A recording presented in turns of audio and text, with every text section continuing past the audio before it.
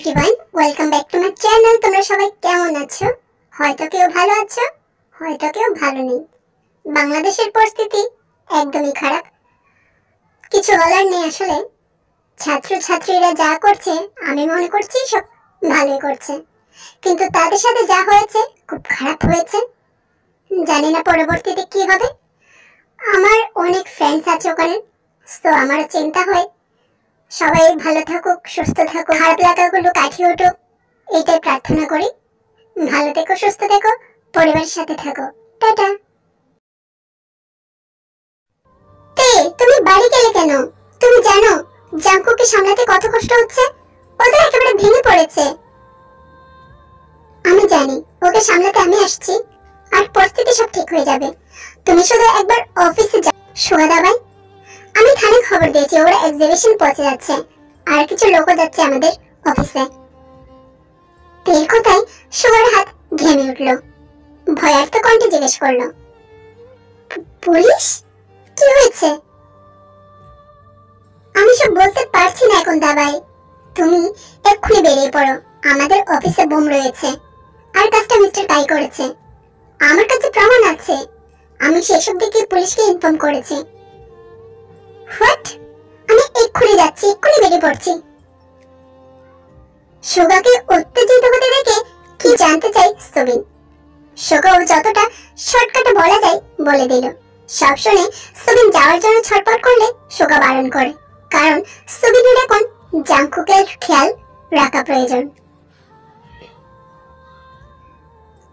তুমি তোমার বিয়ের বেনারসি এইভাবে ইউজ করছো তে? ভাই আমার খুব কষ্ট পাবে তো।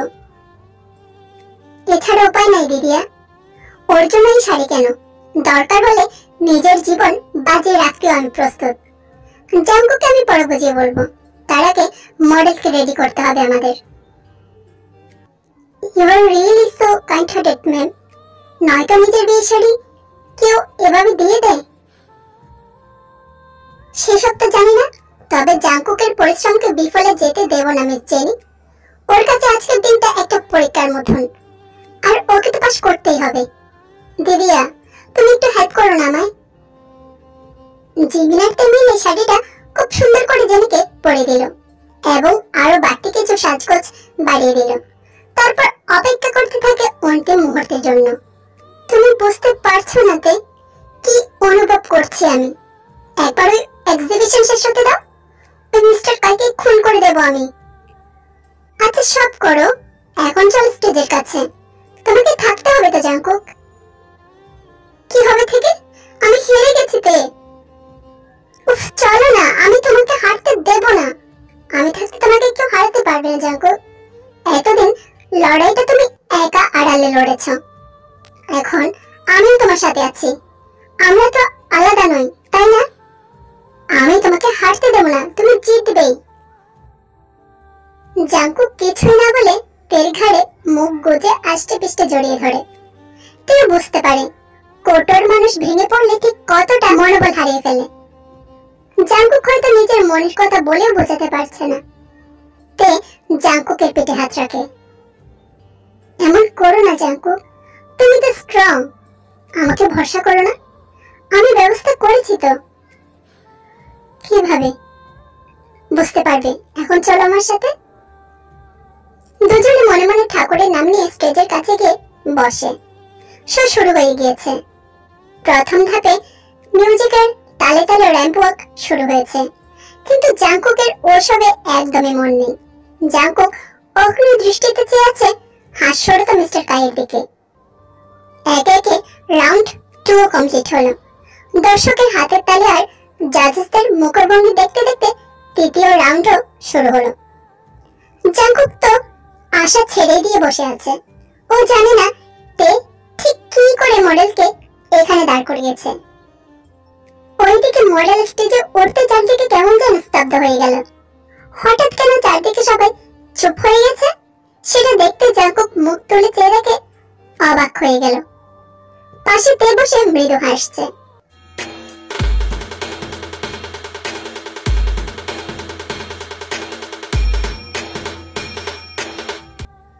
জাঙ্কুক দেখলো ওই ড্রেসটা যেভাবে ডিজাইন করেছিল, মডেল একটা লাল শাড়িকে ঠিক একইভাবে পরে সেখানে হাঁটছে।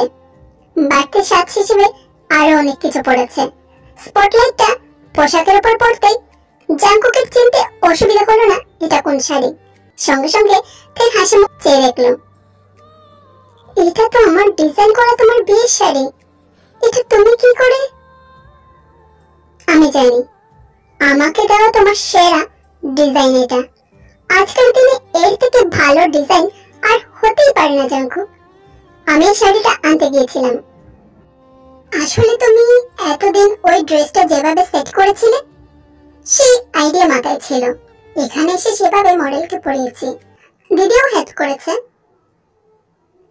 জাংকুক জানে না আজকে এই ড্রেস জাজেসদের পছন্দ হবে কিনা, কিন্তু তেল কাজে জাংকুকের মনের দুঃখ কমে গিয়ে খুশির ঝলক দেখা দিয়েছে। তবে জাংকুক এখনো বুঝতে পারছে না তেল এমন কাজে কি উত্তর দেওয়া যায়। ধীরে ধীরে ফ্যাশন শো কমপ্লিট হয়। জাজেসদের মধ্যে একজন অ্যাঙ্কারকে ডেকে কানে কানে কিছু বললে অ্যাঙ্কার হাসি মুখে মাইকে বলে, I will request Mr. Jin Jungkook and one of his team members to please come on stage. Jungkook আর তে দুজনে একে অপরের দিকে চেয়ে কাঁপা কাঁপা বুকে উঠে দাঁড়ায়। তো স্টেজে যেতে না চাইলেও জোর করে জাংকুক নিয়ে স্টেজে উঠে যায়।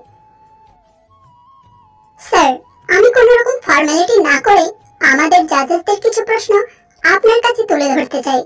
আশা করি আপনার এবং আপনার টিম মেম্বার থেকে যথাযোগ্য উত্তর পাবো। আমরা উত্তর দেওয়ার চেষ্টা করব। ওয়েল, আপনাদের ক্রিয়েশন সম্পর্কে কোনো প্রশ্ন নেই, কেননা আপনাদের স্বপ্নময় ক্রিয়েশনের নাম দেশ এমনকি বিদেশেও ছড়িয়ে পড়েছে। এই সাফল্য আপনি কিভাবে অর্জন করেছেন তা আমরা আপনার ইন্টারভিউ পড়ে জেনেছি। Congratulations for this. Thank you sir. আমাদের একজন জাজ আপনাদের মডেলের ড্রেসটা নিয়ে একটা প্রশ্ন করেছেন। উনি জানতে চাইছেন এটা কিভাবে তৈরি হয়েছে, এই ভাবনা কিভাবে এলো আপনাদের। এটা আমার চেয়ে আমার ওয়াইফ ভালো করে বলতে পারবে, যে বর্তমানে আমার টিম মেম্বার। আশা করি আপনি ওকে বলার চান্স দেবেন। নিশ্চয়ই, প্লিজ ম্যাম। জাংকুক তের হাতে হাত রেখে সাহস জোগায়। তারপর তে বলতে শুরু করে, good afternoon everyone, thanks for this questions জাজেস। আমি আসলে জাংকুক মানে আমার হাজবেন্ডকে সবসময় ক্রিয়েটিভ কিছু করতে দেখে অভ্যস্ত। সে মতো উনি একটা ইন্ডো ওয়েস্টার্ন ড্রেসের ডিজাইনে তৈরি করে ফেলেছিলেন। তবে একটা দুর্ঘটনাবশত এটা নষ্ট হয়ে যায়। লাস্ট মোমেন্টে আমাদের কাছে কোনো অপশনই ছিল না। তখন আমার মাথায় ভাবনা আসে শাড়ি দিয়েও র্যাম্প ওয়াক করানো যায়। আমি তাই ঝটপট জাংকুকের ডিজাইন করা একটা শাড়ি নিয়ে আসি এবং সেটাকে ওইভাবে তৈরি করে নিয়ে যেমনটা আমাদের মেন ড্রেস ছিল, এবং এতে ইন্ডিয়ান এবং ওয়েস্টার্ন দুই ধরনের ড্রেসে আবার রয়েছে। একজন জাজ উৎসাহিত হয়ে বলে উঠলেন, অসাধারণ। তবে কি আপনি আগে দেখে নিয়েছিলেন কিভাবে তৈরি করা যায়? না ম্যাম, আমি জাস্ট আইডিয়া করে পিন করেছি। আর আমরা তো বাঙালি, শাড়ি দিয়ে এমন আইডিয়া আসাটাই তো স্বাভাবিক। অসাধারণ বলেছ, আই এম ইমপ্রেসিভ। এটা তো বিয়ের বেনারসি মনে হচ্ছে। ইয়েস ম্যাম, এটা বেনারসি, তাও আবার আমার ওয়াইফের। বলতে পারেন একরকম রিক্রিয়েশন। জাস্ট আমরা বাকি জাজদের সাথে কথা বলে অ্যাঙ্কারকে পুনরায় নিজেদের কাছে ডেকে কিছু বলে। তারপর অ্যাঙ্কারও স্টেজে চলে আসে। Okay, thank you sir and ma'am to explain everything. Please sit now. এরপর শুরু হয় অনন্য ক্রিয়েশনের ইন্টারভিউ। ওসব না দেখে জাংকুক আর তে দুজনে ওখান থেকে ব্যাক স্টেজে চলে যায়, কারণ জাংকুকের ফোনে ক্রমাগত সুগার ফোন আসছে। ওরা ব্যাক স্টেজে গিয়ে দেখলো সুগা, জিমিন, সুবিন, ইয়ঞ্জুন আর সাথে কিছু পুলিশ অফিসার দাঁড়িয়ে আছে। কি হয়েছে সুগা ভাই, তুমি কোথায় ছিলে তখন? আর অফিসার আপনারা? ইয়েস মিস্টার জাংকুক, মিস্টার সুগা আপনার উপর হওয়া এতদিনের ষড়যন্ত্রগুলোর তথ্য আমাদের কাছে জমা রেখেছেন। আর আপনার অফিস থেকে বোম স্কোয়াড কর্মীরা নিরাপদে বোমটা খুঁজে নিয়েছে। আপনার কেবিনের ডেস্কের ডয়ারে ছিল। তবে এখন আর ভয় নেই, নো টেনশন। কি? আটকে ওঠে জাংকুক। মানুষটা যে আজ ওর উপর প্রতিশোধ নিতে ড্রেসটা নষ্ট করেছে এটা জাংকুক বুঝতে পেরেছিল, কিন্তু ওর ইমোশন স্বপ্নময় ক্রিয়েশন নষ্ট করার জন্য যে উঠে পড়ে লেগেছে সেটা তো আন্দাজও করতে পারেনি জাংকুক। হয়তো কথাগুলো শুনে সামান্য মাথা ঘুরেই যাচ্ছিল জাংকুকের, সেটা বুঝতে পেরেতে ওকে ধরে বসিয়ে দেয়। হ্যাঁ রে জাংকুক, ভাগ্যিস তো জেনে গেছিল বিষয়টা, তাই তো আমি সাথে সাথে পুলিশের কথা মতো বোম স্কটকে ফোন করে দিই, আর ফাইনালি সময় শেষ হওয়ার আগে সামলে নি সবকিছু। আর তুই ভাবতেও পারবি না এই বিষয়ে কে সাহায্য করছে মিস্টার কাইকে। জাংকুক জিজ্ঞাসা দৃষ্টিতে চাইলে সুকা আবার বলে, ভোগম। ওই এতদিন খুব সতর্কভাবে তথ্য আদান প্রদান করতো। ইনফ্যাক্ট আজকে ইয়ঞ্জনই প্রথম ভোগমকে দেখে। আমরা বিশ্বাস না করলে তে ইয়ঞ্জনকে বিশ্বাস করে, বাকিটা তেই বলবে। আমি যখন সবটা জানতে পারি তখন বাইরে যাওয়ার জন্য মরিয়া হয়ে উঠি, কিন্তু যাওয়ার আগে হলের বাইরে গেটের কাছে ভোগম আর মিস্টার কাইকে কথা বলতে শুনি। তেমন বুঝতে না পারলেও ভিডিও করে নি, আর বাড়ি যেতে যেতে সুগা দাদাকে কথাগুলো জানাই। এর মধ্যে ইয়ঞ্জনের এসএমএস আসে আমার কাছে, আর আমি সম্পূর্ণভাবে বুঝতে পারি ইয়ঞ্জনের কোনো দোষ নেই। আর এর মধ্যেই জাংকুকের কাছে যা প্রুফ ছিল সেগুলো সুগা দাদাকে দিয়ে আমি সাবমিট করে। কথা শেষ হতে একজন পুলিশ মিস্টার কাইকে ধাক্কা দিয়ে রুমে নিয়ে আসে, আর সঙ্গে ছিল ভোগম। এসব মিথ্যে, আমি কিছুই করিনি, আমাকে ফাঁসানো হচ্ছে।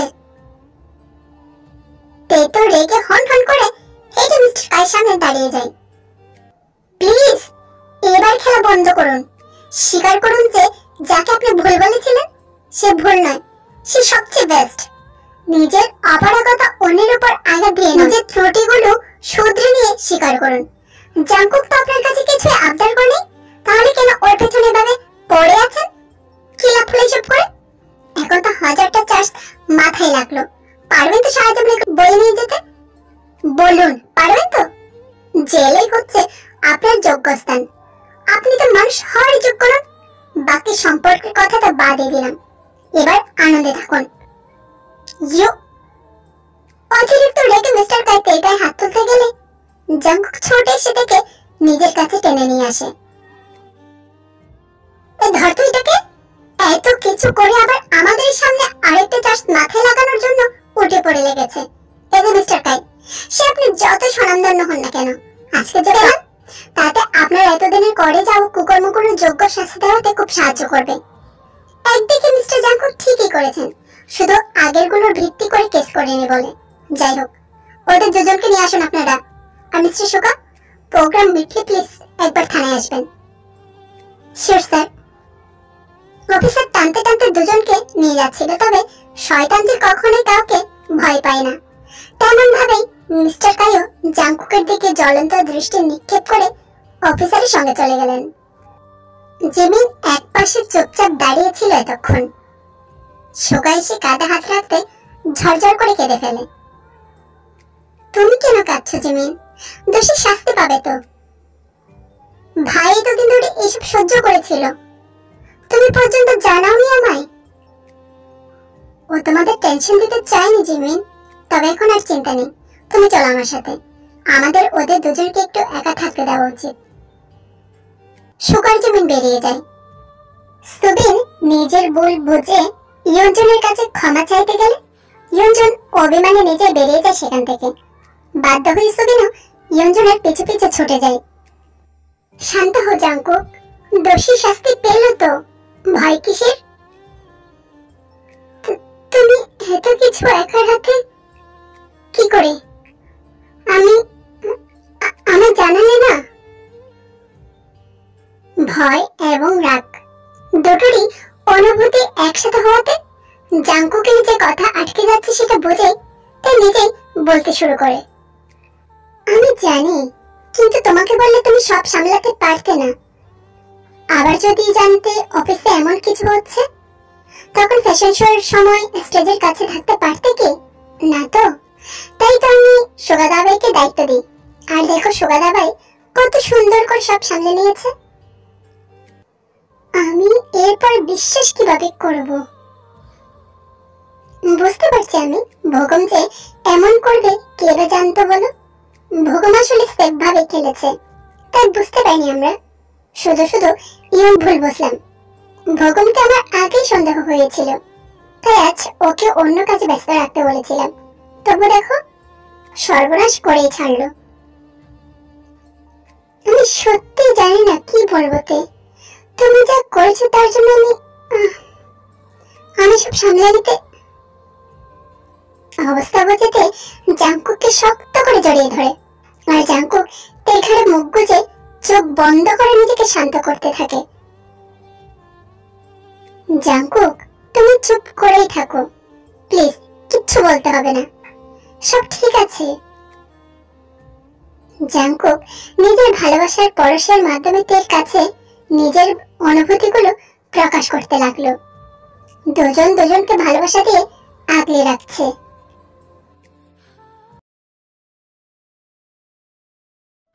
স্বপ্নমায়া অন্দরমহল আবারও ফুলের সাজে সজ্জিত হয়ে আছে। আর হবে না বা কেন? আজ এই বাড়ির বড় মেয়ের বিয়ে হয়েছে বলে কথা। সবকিছু সুষ্ঠুভাবে সম্পন্ন হতে শুরু হয় বাসর রাতের মূল অনুষ্ঠান। মিনি তো ভালো আঙ্কেলকে বাবা হিসেবে পেয়ে ভীষণভাবে হ্যাপি, তাই তো ওদের মাঝে মধ্যমণি হয়ে বসে আছে। হাসি মজা গান আনন্দ উপভোগ করে নতুন দম্পতি যখন একে অপরকে জড়িয়ে শুয়ে পড়ে, মিনি ছুটে গিয়ে সুগার বুকে ঝাঁপিয়ে পড়ে। সুগার যেমন তো মিনির কাণ্ডে হেসে দেয়। তিনজনই সেভাবে ঘুমিয়ে পড়ে। ওদেরকে নিশ্চিন্তে ঘুমাতে দেখে সুযোগ বুঝে চলে যায় নিজেদের রুমের ব্যালকনিতে, যেখানে জাংকুক নীরবে সময় কাটাচ্ছে আর অপেক্ষা করছে এর জন্য। কি হলো জাংকুক, এখনো ম্যাগাজিনের লেখাটা পড়ছো তুমি? আর কত দেখবে? ঘুমাবে না? তের ক্লান্ত কণ্ঠ শুনে জাংকুক থেকে নিজের কোলে বসিয়ে দেয়। এতক্ষণ লাগলো তোমার আসতে? কতক্ষণ ধরে অপেক্ষা করছি। কি করবো বলো, নতুন দম্পতিকে আলাদা করে সময় উপহার দেওয়ার জন্য মিনিকে আমার কাছে আনতে চাইলাম। রাতটা না হয় আমাদের সাথে ঘুমাতো, তা নয় ও ওর মা বাবার কাছে মাঝখানে গিয়ে শুয়ে পড়ল। জাংকুক প্রাণ করে হেসে উঠল। জানো তো, মিনি হয়তো বুঝতে পেরেছে আমাদেরও আলাদা সময় কাটানো যে প্রয়োজন। জাংকুককে চিমটি কাটে। সবকিছুতেই বেশি বেশি তুমি। আমি কোথায় বেশি হলাম ম্যাডাম? সেদিন তুমি যেভাবে নিজের বেনারসি দিয়ে অভিনবত্ব দেখিয়েছ, সে নিয়ে অ্যাওয়ার্ড পর্যন্ত পেল স্বপ্নময় ক্রিয়েশন। ওটা নিয়ে যদি তুমি সেলিব্রেট করতে পারো, তবে তোমায় নিয়ে লেখা কোনো আর্টিকেল কেন পড়বো না বলো তো আমি? জাংকুকের কথায় তেও হাসে। অ্যাওয়ার্ড পেয়েও তো তখন গোমরা মুখ করেছিলে তুমি। কেন নিজের শাড়িটা নষ্ট করলাম তাই। তারপর তো কত কষ্ট করে তোমায় বোঝাতে সক্ষম হলাম যে তুমি আরেকটা শাড়ি ডিজাইন করে দিও, তবে আমি ওটা পরে আবার বসে আসবো। তারপর তো তোমার রাগ কমেছিল। জাংকুক দেখে আরেকটু আগ্রে নেই। কারণ ওটা আমার প্রিয় মানুষের জন্য আমার প্রথম করা বেস্ট ডিজাইন ছিল। এখন তো গোটা বিশ্বে কত জনের কাছে ওই ডিজাইনটা পৌঁছে গেছে। একই ডিজাইনের কত ড্রেস আছে ওদের কাছে, তার হিসেব নেই। তোমার সৃষ্টি তো আমার থেকেও বেস্ট ছিল। শুধু আমার নয়, আমাদের মিলিত সৃষ্টি। তোমার আমার দুজনেরই অবদান রয়েছে, আর আমি চাইছিলাম তোমার প্রথম আঁকা যেন সকলের কাছে পৌঁছে যায়। সেদিন তো আমি বুঝতে পারছিলাম না যে কি ঘটছে। বেস্ট ক্রিয়েশন অ্যাওয়ার্ড নিতে গিয়েও হাত কাঁপছিল। তুমি ছিলে বলে সামনে নিতে পেরেছিলে। তুমি আসার পর আমার সমস্যার সমাধান নিমিষেই হয়ে গেছে। আগে কেন এলে না গো তুমি আমার জীবনে? জাংকুকের গালে ঠোঁটে ছোঁয়া দিয়ে বলল, সবকিছুর যে সঠিক সময় আসে জাংকুক। আমিও তো ভুল মানুষকে আঁকড়েছিলাম। তোমার কাছে এসে কত কিছু শিখেছি, আর তখন কি জানতাম এমন বদরাগী হনুমান জড়বে আমার কপালে। জাংকুক টুপ করে তার হাতে একটু চুমু খেলো। আমি হনুমান? বেশ, তবে তুমি হনুমানের বউ। খাবারের লিস্টে চকোবার রেখেছিলাম, খেয়েছিলে তো? বাইরে খাবো না? আমার বর স্পেশালি আমার জন্য লিস্টে রেখেছে। কত ভালোবাসা লুকানো ছিল বলো তো। আমি কিন্তু তিনটে খেয়েছি। এই খিলখিল করে হাসি দেখে তেল গালে ঠুক করে একটু চমকে এনে জাংকুক, জানো আজ মনটা শান্ত হতে পেরেছে। দিদি এখন বেশ ভালো থাকবে আমি নিশ্চিত। অনেকদিন পর মাকে মন খুলে হাসতে দেখেছি। এবার সবিন আর ইয়ঞ্জনের মধ্যে সব ঠিক আছে। ভাবছি কদিন পর ওদেরও এক করে দিই। এখন তো ইয়ঞ্জনের পাল্লায় পরে সবিন বেশ হিরো হয়ে গেছে। ভীষণ গভীর প্রেম বেড়ে গেছে ওদের। তেও হেসে জাংকুককে ঝাপটে জড়িয়ে ধরে, কারণ আজ সবকিছু ঠিক হয়ে গেছে, সবাই ভালো আছে। ভালো থাকার জন্য মানুষের যে কত কিছু বিসর্জন দিতে হয়, কত স্যাক্রিফাইস করতে হয়, তা কেবল যারা বিসর্জন দিয়েছে, যারা স্যাক্রিফাইস করেছে তারাই জানবে।